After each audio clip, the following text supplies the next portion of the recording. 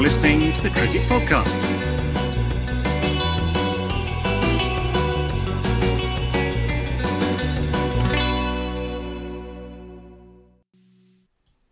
Hello everyone, good morning, good afternoon, and welcome to the third instalment of our Ashes daily roundup shows as England are heading down under to take on Australia. And you've got two slightly more chipper gentlemen today than perhaps you did yesterday to talk about the third day of the Test match. I am, of course, Max Brown, and I am joined today by Ross Legg. Ross, welcome back.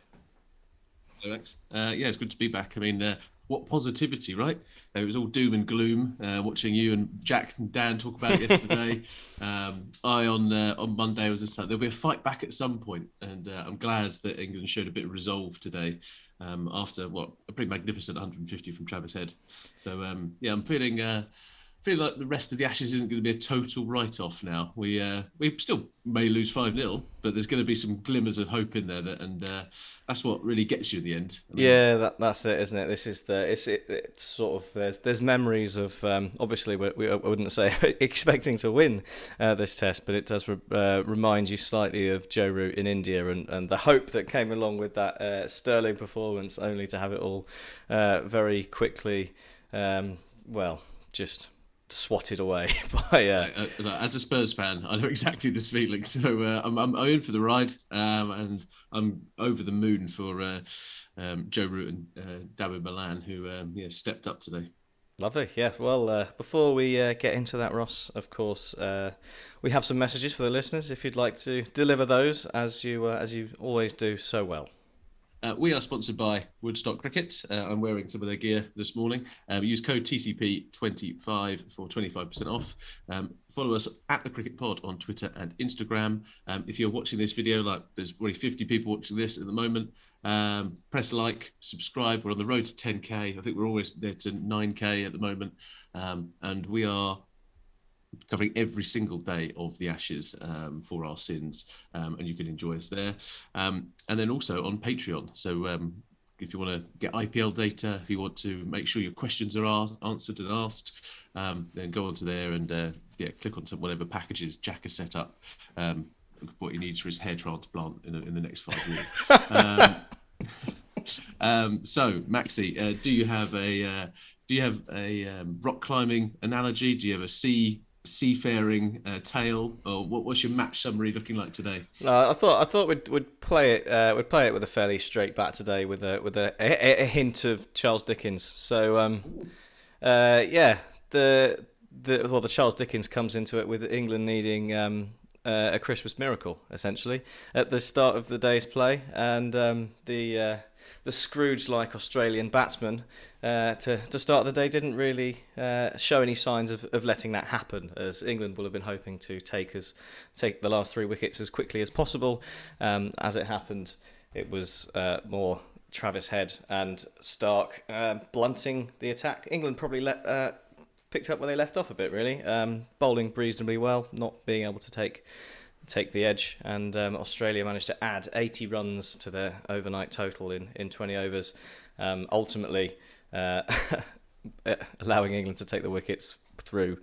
England didn't really get the wickets, did they? Stark holed out deep mid wicket.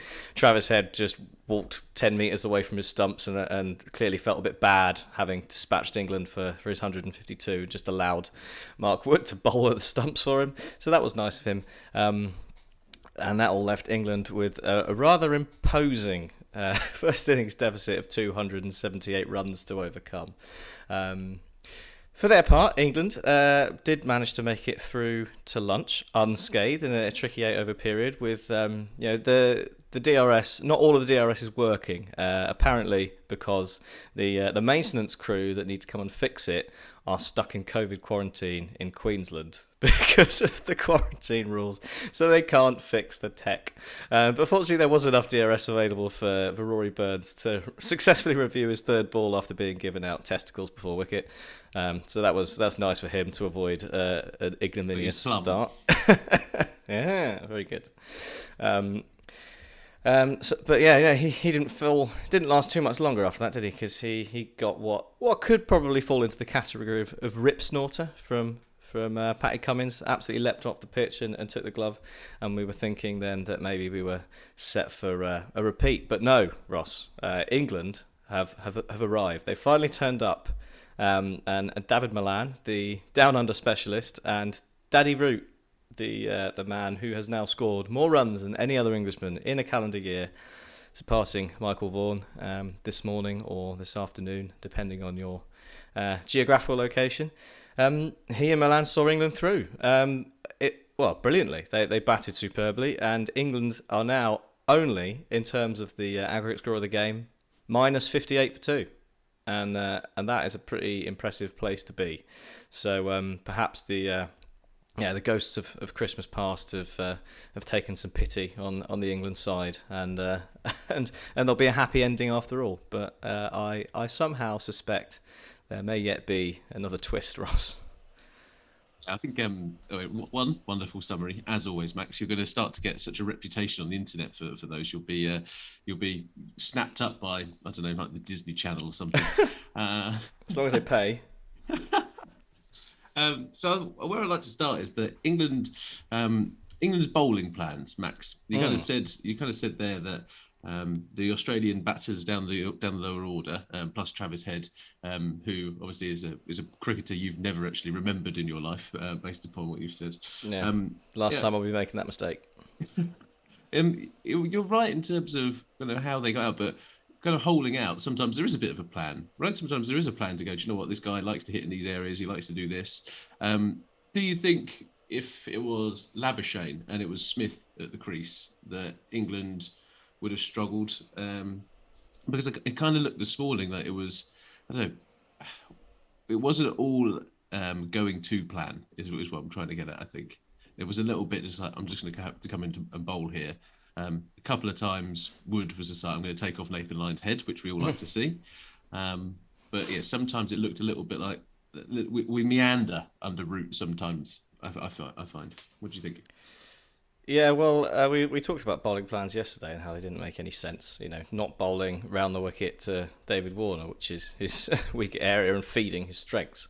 And Travis Head has a similar weakness to round the wicket bowling, which we didn't seem to exploit either yesterday. And we did at least bowl round the wicket to Travis Head today, but by the time you're on 112 or whatever, it's kind of irrelevant once you're in. But yeah, I don't think it's just Root, is it? It's an England thing. England always struggled getting the tail out. I don't know why. I don't know what it is. I don't know if they just go into sort of like, we'll just get these wickets easily mode or whatever. But you saw it with Bumrah last year. We've seen it countless times throughout the years.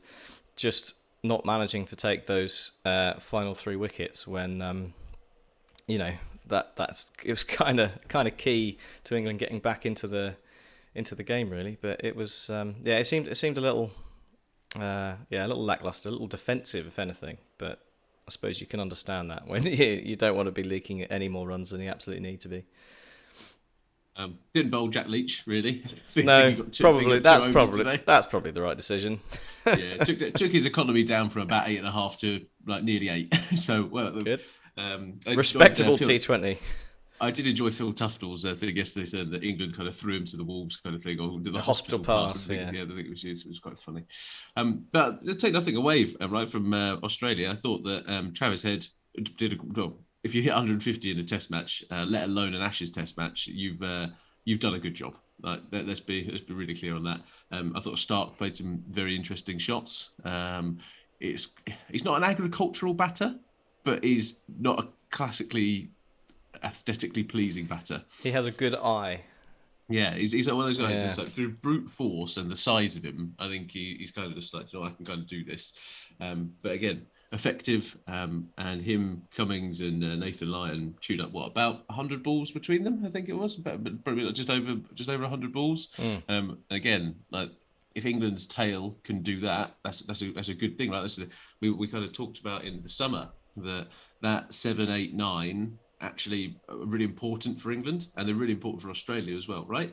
And that's where if you add, say, 50 runs, if you take 100 balls out of the game, that goes a long way for England. So England have got a thing to learn there, I think, with the next innings. Yeah, it's important for England, but it's arguably only important for England because the rest of their back lineup's so bad.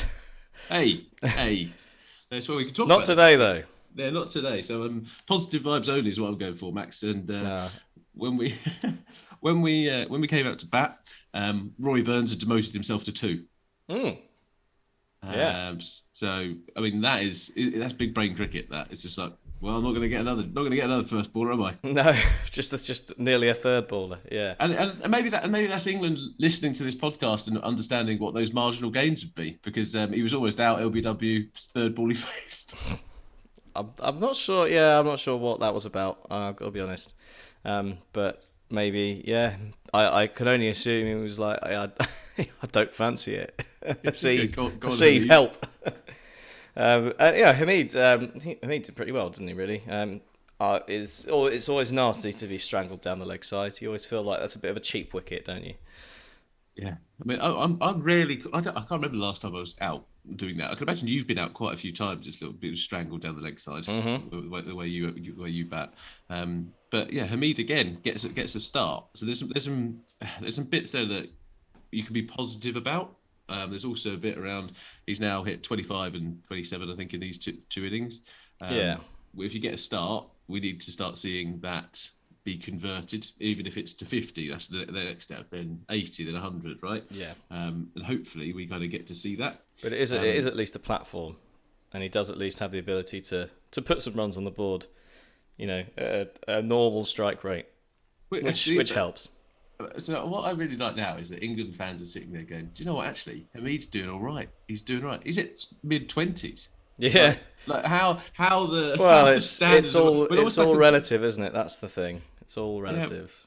Yeah, it's just we're almost like an abused dog kind of thing. That any sign of affection is very, very welcomed because of our torrid history that we've got with the awful batting lineup that we've had at the top of the order for since Cook left. But there is some hope there, and as I said at the start, this is about hope. This is about buying into an Ashes series that England are back in. We've shown some resilience, and that resilience came in the form of Dawid Malan and Joe Root, really, didn't it? Both finish in the mid-80s after today's play, and yeah, England not too far behind. Not too far, no. It's I mean, I'm good at, you said it's only positivity on this show, Ross, but I do feel like I have to be the voice of reason to a degree, because I've seen a lot of people on like BBC calling stuff being like, oh, it's the hope that kills you. Oh, if we can get like to level scores, only 2 or 3 down, like we got a chance here. Make Australia back again. I'm like, come on, guys. Let's be realistic here. There's still a long way to go to get anything out in this game. But I think what it is important is in terms of the series as a whole. Like if England had rolled over, or I ended the day like 6 down and 100 behind, or 6 down and 58 behind, or whatever, and it's just like at no point have they stood up and shown that they can actually compete in this game. Then that would be horrific. But what we've got today is at least an example that actually we might be able to put an innings together, and we can put you under pressure.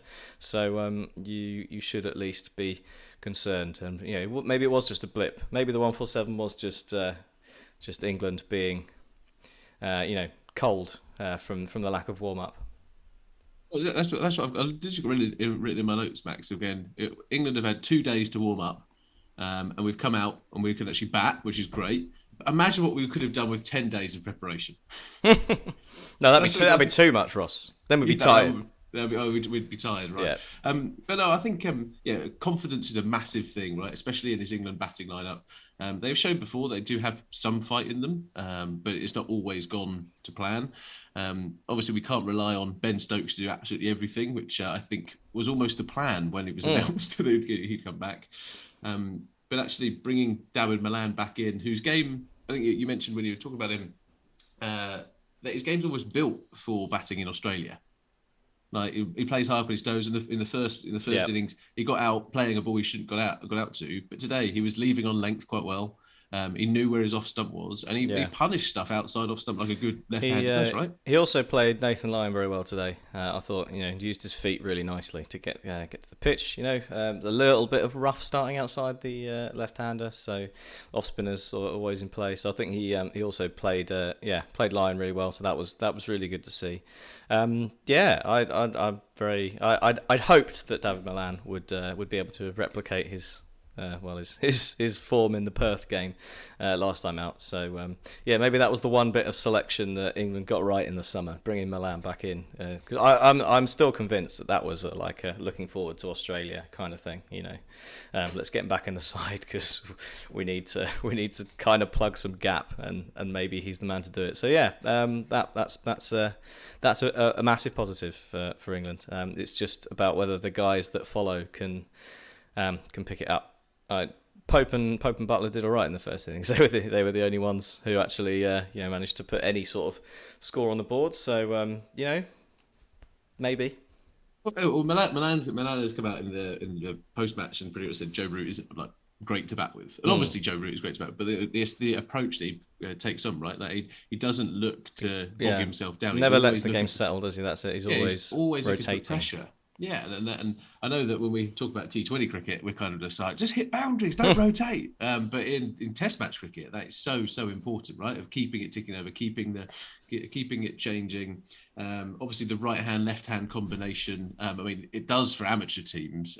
So there's always going to be something in the professional game where it does put you off slightly, right? You have to change your field. You've got to change your line. And these two batting together was fantastic to watch. I think this morning. Yeah, it's a really nice example of how different cricket is between Tests and T20s. Because it's complete reverse, isn't it, when it comes to bowling plans? In T20, if you bowl 3 balls in the same place, 2 of them are going for 6, basically, unless they're bullet Yorkers. And even then, if you bowl 3 Yorkers, someone's probably going to tickle it over his shoulder for down to fine leg or something. And the exact opposite is true in Test cricket, isn't it? If you let the bowl settle into a rhythm, you're in all sorts of trouble. So it's a lovely juxtaposition. But Daddy Root's back. That's it. We just got to hope he can push on and get his maiden down under 100. Well, VJ on Patreon has said finally England have arrived at the Gabba, which we've a big old tick. So thanks for that, VJ. But he's happy for Root. But are England back in the game, Max? The draw's pretty much going out the window as we're kind of talking.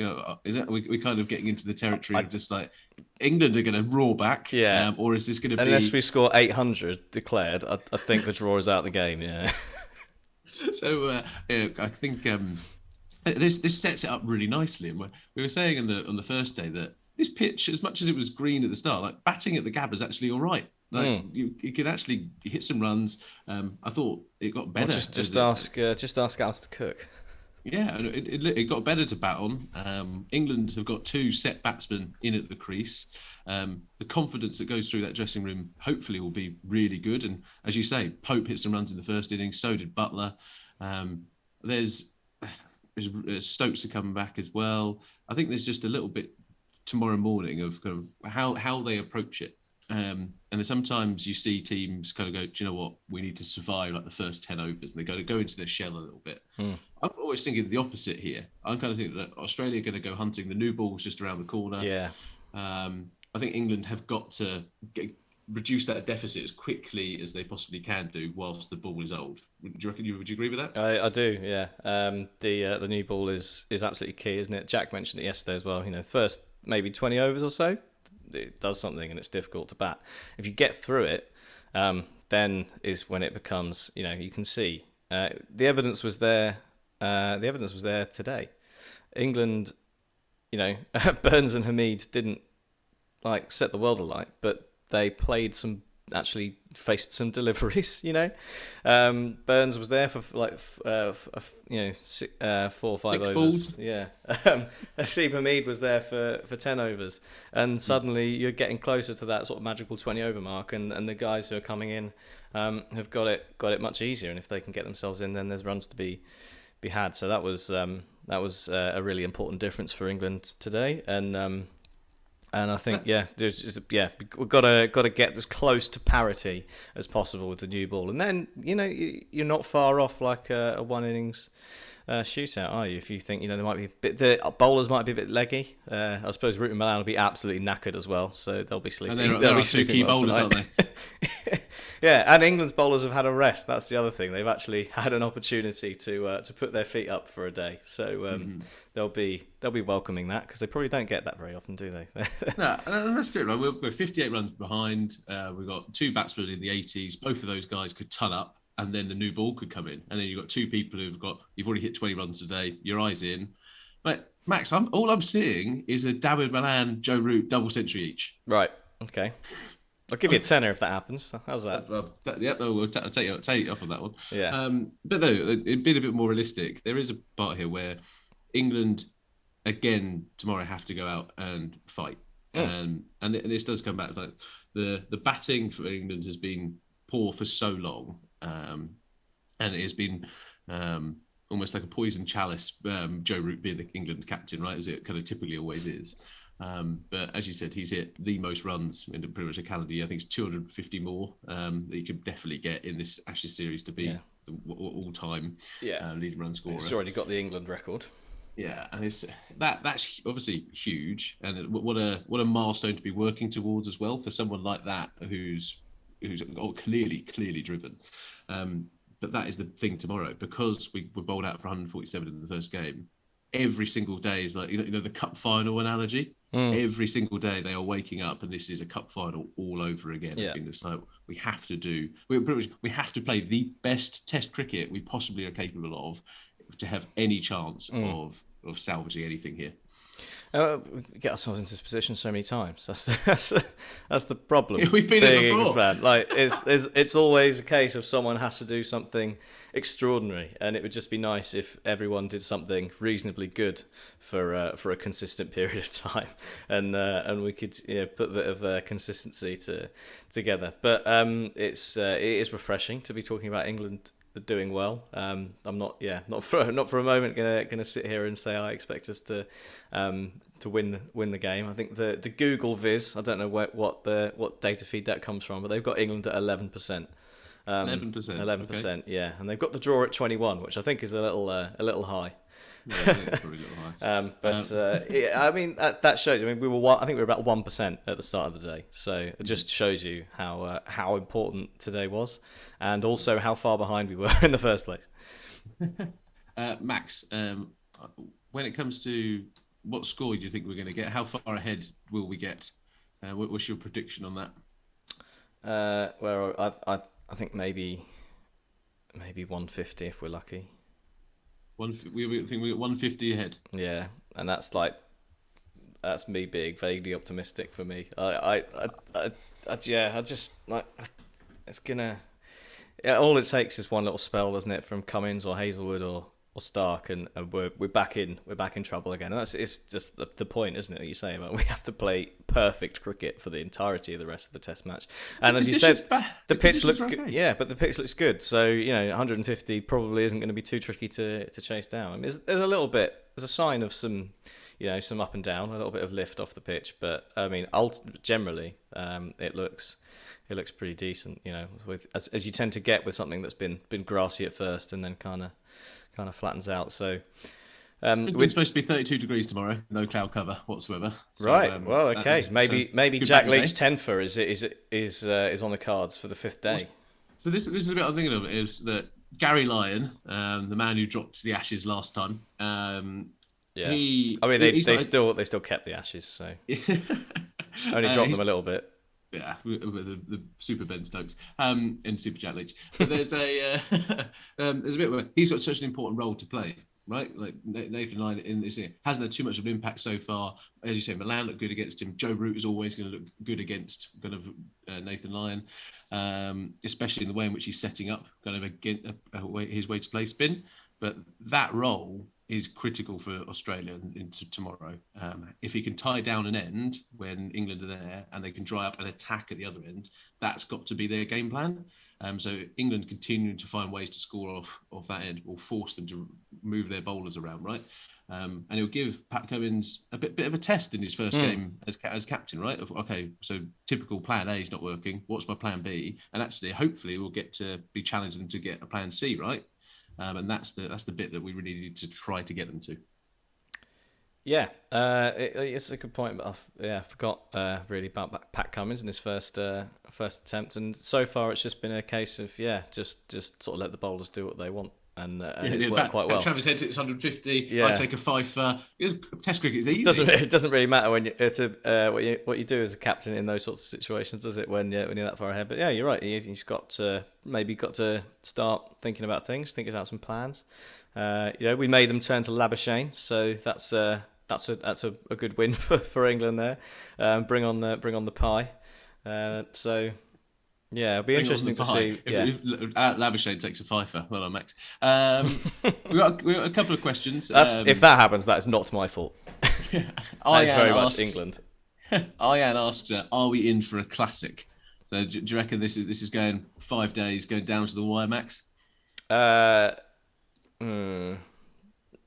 It might go 5 days, but if it does, it'll be like it'll be a notional fifth day where Australia have to come and score like 20 runs in the morning. I can't see it. I really can't see it. But I'm just so much happier about the series now, and that like you said, we might still lose 5-0, but it might be a sort of a 5-0 where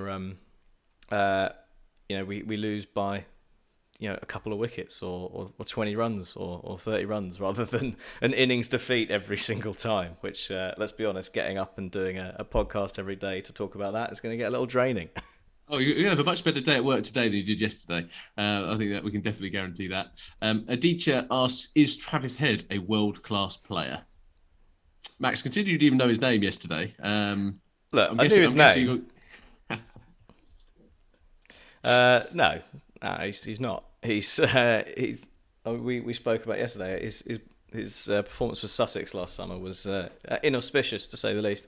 But he batted very, very well. We can't take that away from him, and he does have a reasonably good record in Test cricket. Like he's not a no-hoper. He's just it's just thing. It's just like he's not world class, and if he's not world class, I'm unlikely to remember him as an Australian because we're not supposed to like them, are we? Not supposed to like Australians, so we can only respect them if they're world class.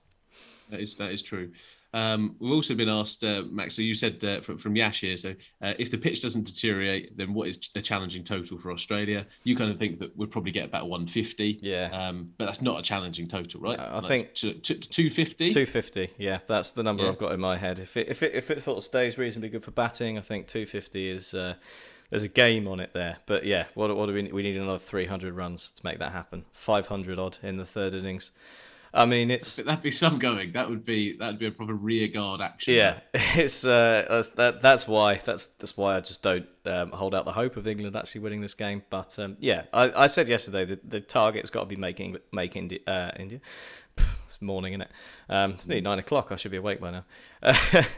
The target should be making Australia bat again, and barring a complete and utter disgrace of a collapse, that should happen. So that's good. And yeah, if we can make them actually have to work for some runs, then that would be a real bonus. But maybe someone like Chris Wokes will get hit on the noggin and they'll have to have a concussion test, and we can get Stuart Broad in. bring in a like for like. Oh, Jofra Archer's fit. Hey. Yeah. Whizzed it round the head.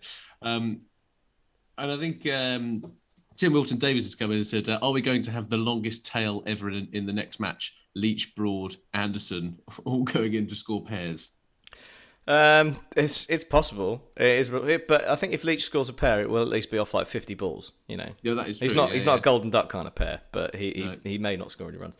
And the Burnley Lara will definitely reverse sweep Nathan Lyon. Yes, yeah, you can bet your bottom dollar on that. I reckon they might drop Leach. Yeah. For the day-nighter. Yeah. Given it was a shootout between Broad and Leach, I'm not saying this is the right thing to do by any stretch of the imagination, but given it was supposedly a decision between Broad and Leach for this test, and it, Leach got lampooned all over the place, and people, the media is why is Broad not playing? Well, Broad's not playing because we're worried about having some backing down the bottom. And I think in the same sort of vein, I can't see England going in with like Robinson, Leach, Broad, Anderson as that lower order with the pink ball flying around. I think we might be doing what we did against India and going all out seam. But yeah, I mean this is pinning your hopes on a pink ball test when Australia have not lost a pink ball test. Even over yet? The test isn't even over. So tonight, I think the cricket club is our Christmas do.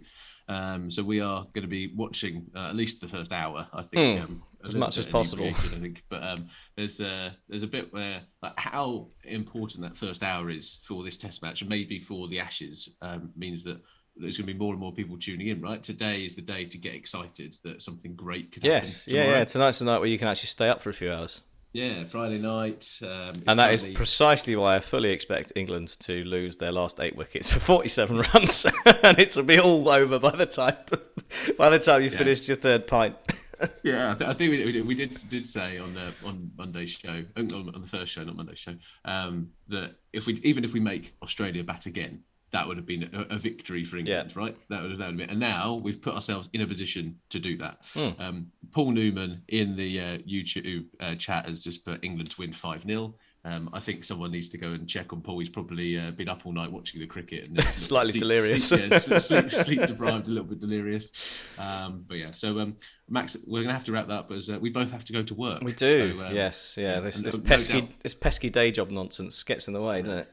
Yeah, but we'll leave you on this. If you could like this video, there's 150 people watching right now, so thank you for joining us this morning whilst eating your cereal. There's one last question around Rohit Sharma, Max. Obviously, we've got quite a big Indian following. Should England pick Rohit Sharma? Yeah, absolutely. I think England should pick Rohit Sharma. Yeah, definitely. That's exactly what we should do. But he's obviously replaced Virat Kohli. Virat Kohli's been sacked, if you believe the media, saying that there can only be one white ball captain. So I think we'll touch upon that in a little bit more detail when we know more, rather than the hysteria in the Twitter sphere. And a quick thank you to Silver Surfer, who's just sent us some lovely, was it super chats? I think they're called, saying that Adil Rashid should play tests. We've tried it. It didn't work out. He's got a dodgy shoulder. So Parkinson though. Yeah, maybe. Well, let's ruin another promising leg spinner, just like we did with Mason Crane. That's what we do. Thank you for listening. Like the video, subscribe to our YouTube channel. We'll be back tomorrow morning, and we look forward to seeing you then. Goodbye. Cheerio. You're listening to the Cricket Podcast.